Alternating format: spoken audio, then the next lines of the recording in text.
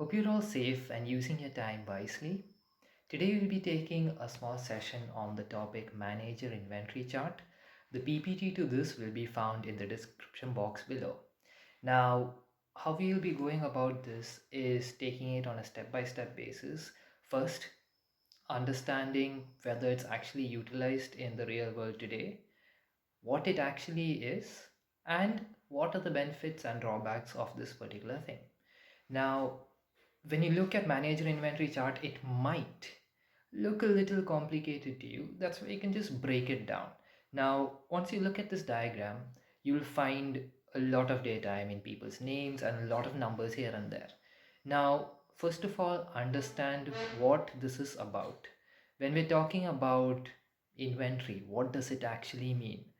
If you're talking about regular inventory, that is stock, it's basically talking about any sort of materials or the amount of materials that we do have in a particular go down.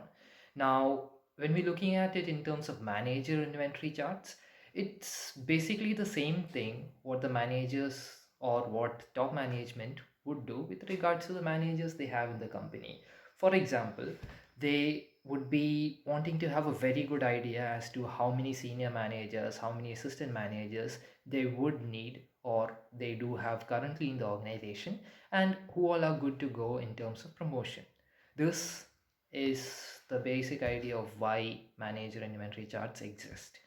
Now, getting back to the diagram, looking at it, the name is basically the name of the employee concerned. Then we have a number right at the start. That's talking about that particular person's age. Then we have another number which is stating how many years that particular person has been working in that particular role. The last one is a letter. It goes by A, B, C, D, and you have the E also. So we'll start off with D. Now, when we're looking at D, we're talking about people who are doing a decent job. That is, whatever the company had actually expected out of them, they're doing that, nothing more, nothing less. So, yes, they can continue with work, but nothing more than that.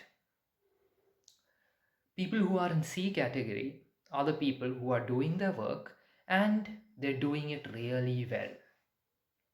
B are the people who are not only doing it well, but they're doing it so well that people have noticed that they're doing this consistently over a period of time, which means that anytime any role that comes up in the coming year, they are good enough to be promoted there. Possibly the senior management will be having another look at them to see whether they would excel in that role, but past performances have told that they are pretty good. Grade A are the company's gems. They are the people who are doing an exceptionally good job at their current work, and they have also shown the caliber to do well at the higher level. For example, if there's an assistant manager who's at grade A or category A, it means that he or she has done exceptionally well as an assistant manager. Maybe they have been working on their boss's tasks also, and they have been seen to be able to complete that perfectly, which is why they come into a situation of immediately promotable, which means even if you promote them tomorrow morning, you're pretty much going to have a good chance of them taking up that work, doing it perfectly, and maybe even more. So they are the best of the company, and these are the people that companies look to retain under any circumstance. The last group are the people in category E.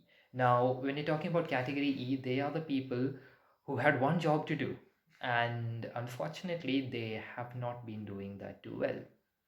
So the way top management looks at it, it simply said if there is supposed to be a downsizing or if you need to cut down your workforce, these people will be possibly the first set of people to leave. This gives you a basic idea as to how the manager inventory chart works. Now, starting off with The biggest advantage, that is, in case you have any vacant position, say a particular person has retired or a particular person has moved out of the company quickly, you have a complete chart over there to find out who is the next best person to promote and fill up that particular role. This is of great importance to companies simply because they don't have to scout outside for an external recruitment. They can take in the in house people and look to promote them as a way of rewarding them.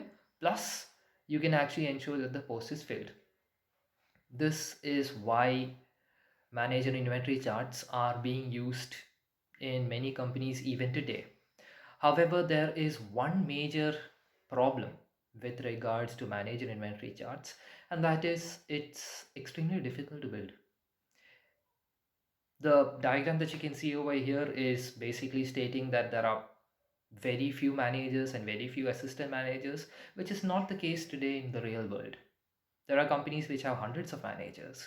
So putting them all in a chart is very time consuming, and it needs a lot of effort to create and then to maintain also. The other major problem with regards to manager inventory chart is with regards to real life practically. So when you're looking at it purely from the point of view of senior managers, they find certain problems. For instance, if you are having an issue of a particular person having moved out of the company and you need to fill up the post of, say, manager of human resources, what usually happens is there would be interdepartmental promotions wherein there is a person who was working in finance who's doing an absolutely phenomenal job as a system manager in finance, and he is under grade A, whereas he can be promoted immediately. He might move across to head HR. However, this is not such a good idea simply because they would have grown up the ladder working in a particular department, and going to a completely new department might be difficult for them as well as the subordinates. So, what is commonly seen in companies is within that vertical, say within human resources, you do have learning and development and payroll and so many other aspects to it. Now, you do see people who move across these verticals, not entire departments as such, but within HR, they would move from assistant manager to manager in a different team. This is something that's common in companies even today. However, the problem comes where many companies or specific individuals, once they identify a particular person who is really good at their work at a very junior stage, they tend to help harness that. They would try to groom them, they will try to bring that up to be a wonderful manager such that the department gets a benefit out of it. However, this thing of manager inventory charts makes it possible that after you've groomed him for, like, say, 4 years to be the perfect manager, he might actually leave your department and go to a completely new department who will reap the benefits of all the work that you have done. Which is why many people, since manager inventory charts do exist and since cross departmental movement do exist, many people stop having the actual aspect of grooming. So this in the long run for the organization turns out to be extremely detrimental. These are the major points that you have to be remembering with regards to manager inventory charts. Remember, the most important part of this is the diagram. If you've understood what the diagram actually looks like, or if you can remember what each one of those points stand for, you can answer it in any way you want, put in your own words, you're likely to get the marks which you are looking for. So don't worry about that at all. Understand the major concept of why that particular diagram is in that way and try to recreate it in your own words. You should be doing a good job. In case you do have any sort of doubts regarding any of this, by all means, feel free to drop a message or drop me a comment under this video. I'll be happy to get back to you as soon as I can. So, once again, do stay safe and hope you have a good time.